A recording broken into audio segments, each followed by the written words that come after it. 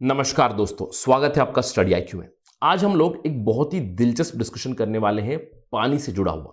हाल ही में ये खबरें आ रही है कि Indian government is likely to bring a graded water tariff, यानी कि पानी के ऊपर आपको पैसा देने पड़ेगा। ग्रेडेड टैरिफ यानी कि जितना ज्यादा आप इस्तेमाल करोगे उतना ज्यादा आपको पैसा देना पड़ेगा पानी के लिए।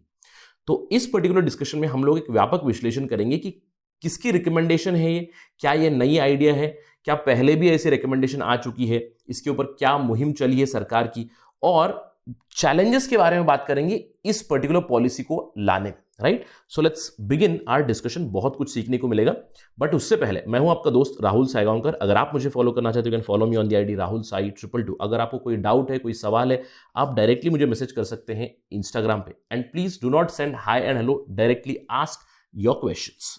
साथ ही साथ स्टडी आईक्यू आपके लिए लाया है smart course for UPSC 2021। For more information please download the app from Google Play Store and don't forget to hit the bell icon and subscribe to our channel Study IQ.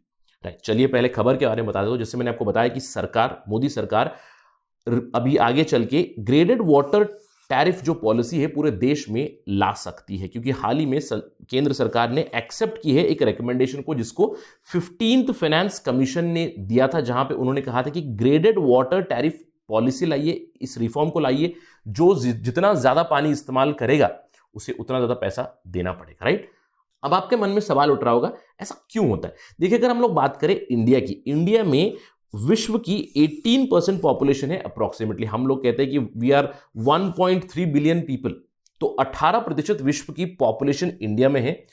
तो approximately 18% पानी भी होना चाहिए था जितना पूरा विश्व में है drinking water, but we have only 4% of water resource of the world. तो इससे क्लियरली पता चलता है कि शॉर्टेज तो होने वाला है ही।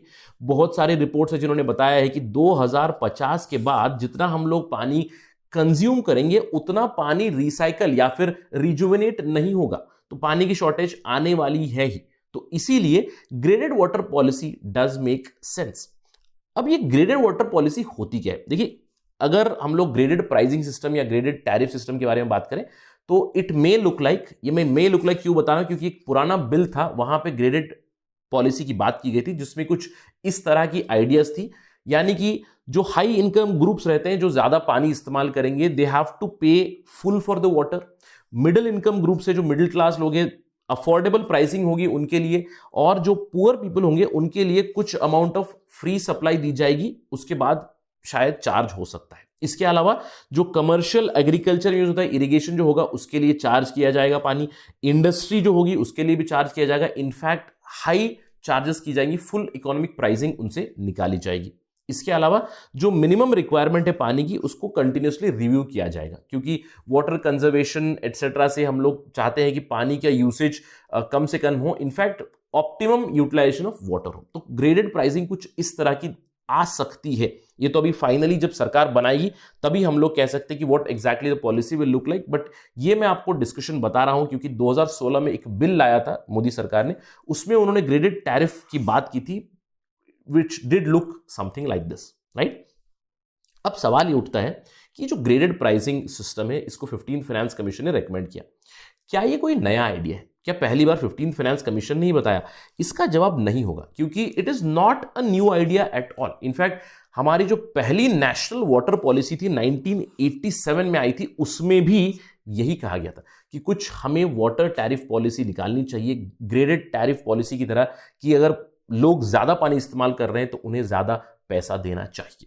इनफैक्ट अगर हम लोग यूनाइटेड नेशंस की बात करें, यूनाइटेड नेशंस का डबलिन प्रिंसिपल है, तो आप मुझे कमेंट सेक्शन में बताइए डबलिन आता कहां पे, राइट? तो इस डबलिन प्रिंसिपल के तहत ऑलरेडी ये कहा गया है कि पानी एक इकोनॉमिक गुड है, और सिंस ये इकोनॉमिक गुड है तो इसको इकोनॉमिक प्राइसिंग भी होनी चाहिए, और इसकी स्केर्सिटी की वैल्यू रिफ्लेक्ट होनी चाहिए प्रॉपरली, राइट?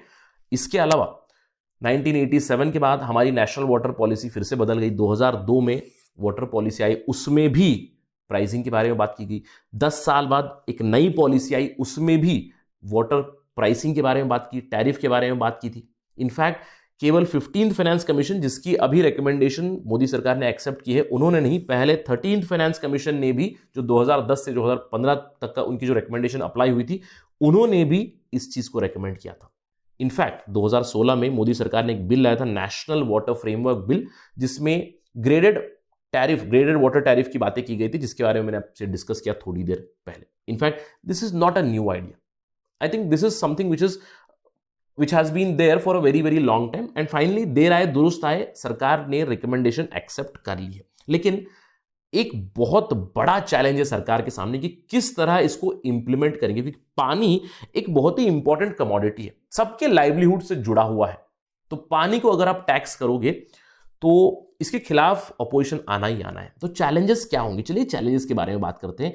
सबसे बड़ा चैलेंज होगा एक मॉरल चैलेंज. मॉरल चैलेंज यानी कि सवाल यह उठता है कि पानी के ऊपर टैक्स लगाना चाहिए या फिर क्या पानी को चार्ज करना चाहिए सरकार को. Shouldn't it be free?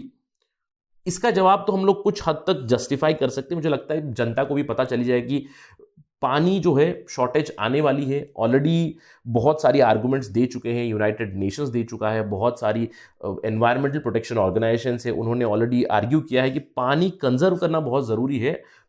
Taxation या टैरिफ जो भी होगा, एक ऑप्टिमम टैरिफ ठीक है ताकि it becomes some sort of deterrent for people, ताकि वो पानी को कंजर्व करे, पानी को कम इस्तेमाल करे. राइट. तो मॉरल चैलेंज को शायद हम लोग रिजॉल्व कर दें.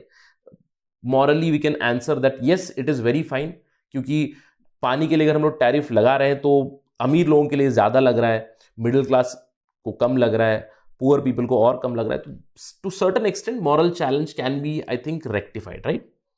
बट दो बहुत बड़ी चैलेंजेस है. एक है लीगल चैलेंज. लीगल चैलेंज क्या है? अगर हम लोग संविधान के हिसाब से देखें तो संविधान के हिसाब से पानी जो है वो राज्यों का सब्जेक्ट है. जो हमारे 7 शेड्यूल में 3 लिस्ट है, स्टेट लिस्ट, सेंट्रल लिस्ट और concurrent list. Majority water comes under the state list. And अभी केंद्र सरकार ने एक्सेप्ट की है 15 फाइनेंस कमीशन की रिकमेंडेशन. तो वो किस तरह इसको इंप्लीमेंट करेंगे एक बहुत बड़ा चैलेंज बनेगा, क्योंकि केंद्र सरकार अगर एक लॉ लाएंगे या फिर कोई पॉलिसी लाएंगे, कोई रेगुलेशन लाएंगे, तो क्या राज्य सरकार उसको इंप्लीमेंट करेगी? अगर करेगी तो केंद्र सरकार कैसे करवाएगी? फोर्सफुली करवाएगी या फिर कंसल्टेशन के साथ करवाएगी? That is a very very important challenge in front of the central government. इसके अलावा एक बहुत बड़ा पॉलिटिकल चैलेंज जरूर है. देखिए, आपने ऑलरेडी देखा होगा कि फार्मर्स प्रोटेस्ट चल रहा है, एमएसपी से जुड़ा हुआ. राइट.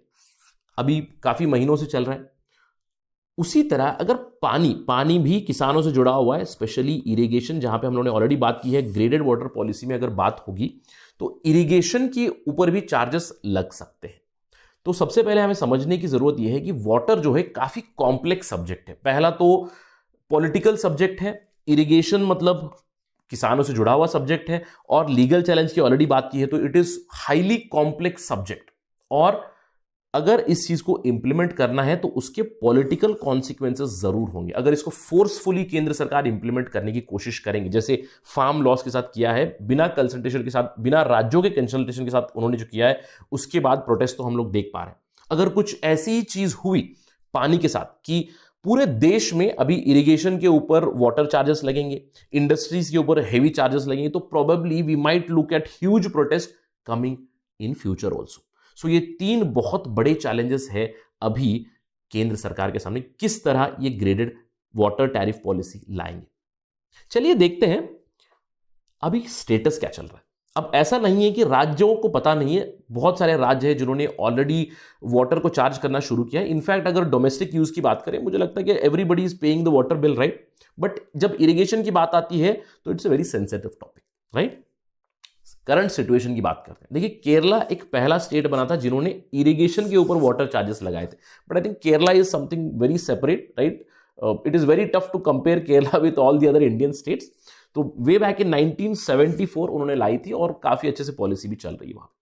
केरला के बाद कुछ राज्यों ने लाया है वाटर चार्जेस. बट अगर हम लोग वाटर की बात करें तो वाटर चार्जेस की बात करें, वाटर पॉलिसी की बात करें, तो there are enormous variations among the states कि किस तरह वो लोग इंडस्ट्रीज को चार्ज कर रहे हैं, किस तरह वो लोग डोमेस्टिक यूज पे चार्ज कर रहे हैं, किस तरह वो लोग इरिगेशन पे चार्ज कर रहे हैं. देखिए, अगर हम लोग बात करें स्टेट्स की, 14 स्टेट्स में उन्होंने ऑलरेडी एस्टैब्लिश किए हैं स्टेट वाटर रेगुलेटर्स, जो ऑलरेडी डिसाइड करते हैं इस टैरिफ पॉलिसी को, एटसेट्रा एटसेट्रा. लेकिन जहां पे भी ये वाटर रेगुलेटर्स आए हैं वो उतने ज्यादा सीरियसनेस से काम नहीं कर रहे हैं. इसके अलावा अगर हम लोग बात करें इन जनरल, बहुत सारे स्टेट्स में इरिगेशन सेक्टर के ऊपर जो सबसे ज्यादा ग्राउंड वाटर एक्सप्लॉइट करते हैं वो कंप्लीटली एग्जेम्प्ट है चार्जेस से। यानी कि अभी भी हम लोग कह सकते हैं कि देश में मेजॉरिटी जो इरिगेशन होता है it is completely free of cost, right? So this is the current status as of now. तो ये एक बहुत बड़ा चैलेंज होगा कि किस तरह यहां पे ग्रेडेड टैरिफ पॉलिसी आएगी। डोमेस्टिक यूज वेरी फाइन, उसमें भी ग्रेडेड पॉलिसी आएगी। इंडस्ट्रियल यूज प्रिटी फाइन, क्योंकि उसमें भी ग्रेडेड पॉलिसी आएगी। बड़ी कंपनीज को ज्यादा चार्ज कर सकते हैं, एमएसएमई को कम चार्ज कर सकते हैं, लेकिन किस तरह किसानों को इरिगेशन के लिए चार्ज किया जा सकता है, that is the big big challenge. Because irrigation it amounts to a lot of water. जैसे मैंने आपको बताया कि 90% जो ग्राउंड वाटर एक्सप्लॉइट होता है इंडिया में it is used for irrigation. तो इस चीज के लिए ये जानना बहुत जरूरी है कि इस कॉम्प्लेक्स सब्जेक्ट को एक्नॉलेज करना है और केंद्र सरकार को सबसे पहले इस पे सतर्क होना पड़ेगा, क्योंकि यहां पे हाई हैंडेडनेस नहीं चलेगी। कि water is a very complex subject, it is connected to livelihood of people, livelihood of farmers. तो एक बेटर अप्रोच क्या होगा कि एक रैशनल, कंसल्टेटिव और ट्रांसपेरेंट अगर मैकेनिज्म होगा, डिस्कशन होगी, डेलिब्रेशन होगी, इनपुट्स लेंगे राज्यों से, इनपुट्स लेंगे एनजीओ से, इनपुट्स लेंगे फार्मर प्रोड्यूस ग्रुप से, डिफरेंट स्टेक होल्डर से अगर इनपुट्स लेंगे, उसके बाद एक पॉलिसी बनाएंगे which is acceptable to all, then it might work. But as a first step एक बहुत जरूरी चीज चाहिए, ना सिर्फ केंद्र लेवल पे बट राज्य लेवल पे भी। क्या चीज?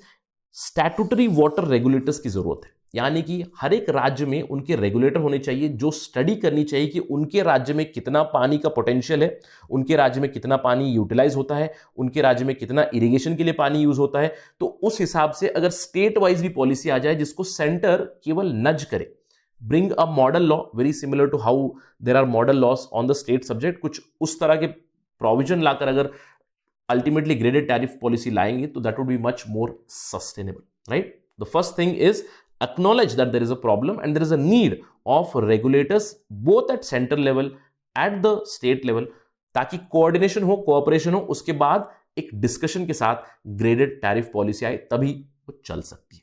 Let's hope central government and the state governments work together to bring this graded water tariff policy which is actually the need of our time. That's it from my side on this part of discussion. Thank you for watching. Jai Hind.